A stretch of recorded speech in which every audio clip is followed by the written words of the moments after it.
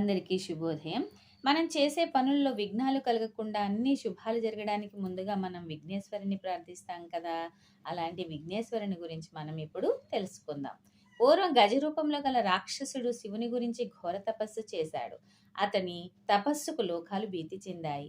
దేవతలు, ఋషులు పరమేశ్వరుని వద్దకు వెళ్లి ప్రార్థించారు. పరమేశ్వరుడు వారికి అభయమిచ్చి ఆ రాక్షసుని ఎదుట ప్రత్యక్షమయ్యి వరం కోరుకోమని చెప్పాడు. అందుకు రాక్షసుడైన గజాసురుడు పరమేశ్వరుని అనేక రకముల ప్రార్థించి, పరమేశ్వర, నీవు ఎల్లప్పుడూ నా హృదయంలోనే నివసింపుము అనే వరాన్ని కోరాడు. భక్తుల కోరికలను తీర్చే బోళాశంకరుడు గజాసురుని ఉదరంలోనికి ప్రవేశించాడు.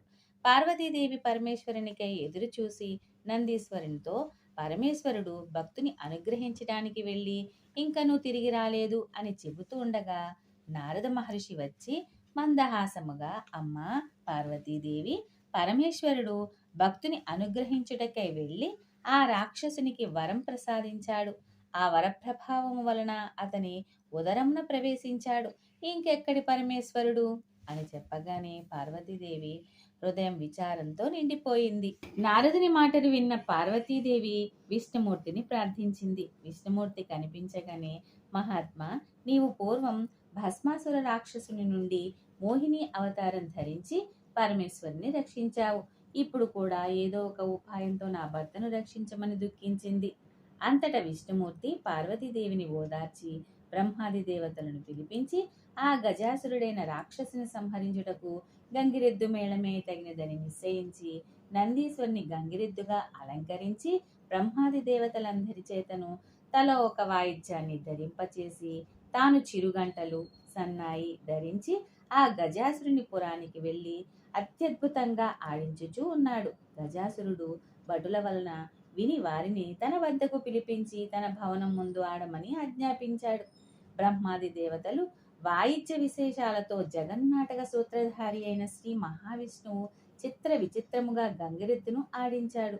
గజాసురుడు ఆనందభరితుడై, నీకేమైనా వరము కావాలనో కోరుకో, ఇచ్చదను అని చెప్పగా శ్రీ మహావిష్ణువు గజాసురుని ముందు నిలబడి, ఇది శివుని వాహనమైన నంది, శివుని కోసము వచ్చినది కావున శివుని ఇవ్వమని కోరాడు. ఆ మాటలకు గజాసురుడు నిశ్చేష్టుడై అతనిని రాక్షసులను సంహరించు శ్రీ మహావిష్ణువుగా భావించి తనకు మరణం నిశ్చయమని తన ఉదరమందున్న పరమేశ్వరునితో, నా శిరస్సు త్రిలోక పూజ్యము చేసి నా చర్మాన్ని నీవు ధరించు అని భక్తితో ప్రార్థించాడు.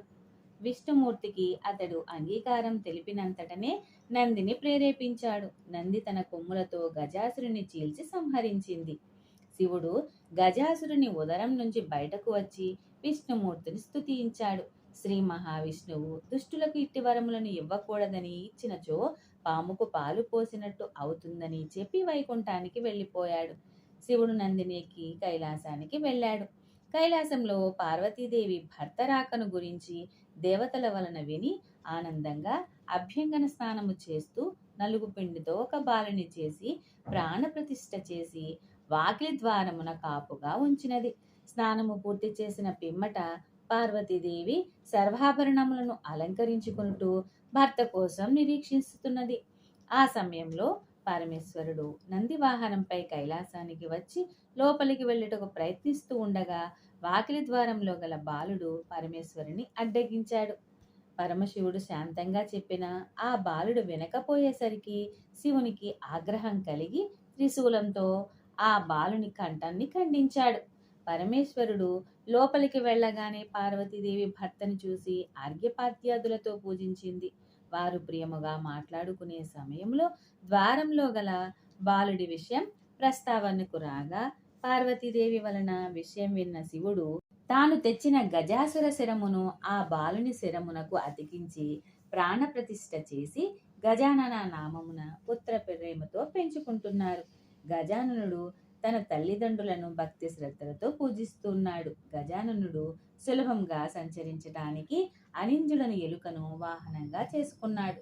కొంతకాలానికి పార్వతీ పరమేశ్వరులకు కుమారస్వామి జన్మించాడు. అతడు మహాబలశాలి, పరాక్రమవంతుడు. అతని వాహనం నెమలి. అతను దేవతలకు సేనానాయకుడై ప్రఖ్యాతి వహించాడు. ఒక రోజున దేవతలు, మునులు పార్వతీ పరమేశ్వరులను సేవిస్తూ ఉండగా మునిపుంగవులు పరమేశ్వర విఘ్నములకు ఒకరిని అధిపతిగా తమకు వసంగమని కోరారు. గజాననుడు మరుగుజ్జువాడు అనర్హుడు కనుక ఆ ఆధిపత్యం తనకివ్వమని కుమారస్వామి కోరగా గజాననుడు తాను జ్యేష్ఠుడను కావున ఆ ఆధిపత్యం తనకివ్వమని పరమేశ్వరుణ్ణి కోరాడు. శివుడు కుమారులను చూచి మీలో ఎవరు ముల్లోకాలలో గల పుణ్యనదులలో స్నానమాచరించి ముందుగా నా వద్దకు వస్తారో వారికి ఆధిపత్యాన్ని ఇచ్చదనని చెప్పాడు. కుమారస్వామి అంగీకరించి నెమలి వాహనం ఎక్కి వాయువేగమున బయలుదేరాడు. గజాననుడు దీనవదనముతో తండ్రిని సమీపించి భక్తితో నమస్కరించి, తండ్రి, నా అసమర్థత తెలిసి ఈ విధంగా ఆజ్ఞాపించితివే, నీ పాదసేవకుడను నా యందు పరిపూర్ణ కటాక్షముంచి తగిన ఉపాయము తెలిపి రక్షింపు అని ప్రార్థించాడు. మహేశ్వరుడు దయతో గజాననుని చూసి ఒకసారి నారాయణ మంత్రము పఠించమని చెప్పగా గజాననుడు సంతోషముతో అత్యంత భక్తి శ్రద్ధలతో ఆ మంత్రాన్ని జపిస్తూ కైలాసంలో తన తల్లిదండ్రులైన పార్వతీ పరమేశ్వరుల చుట్టూ ప్రదక్షిణలు చేస్తున్నాడు.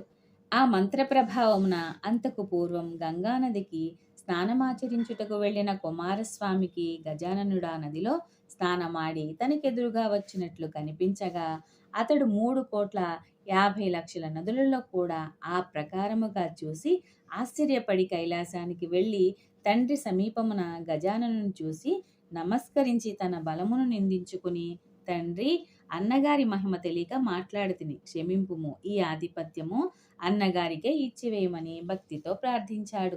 పరమేశ్వరుడు భాద్రపద శుద్ధ చతుర్దశి రోజున గజాననుడికి విఘ్నాధిపత్యాన్ని ఇచ్చాడు.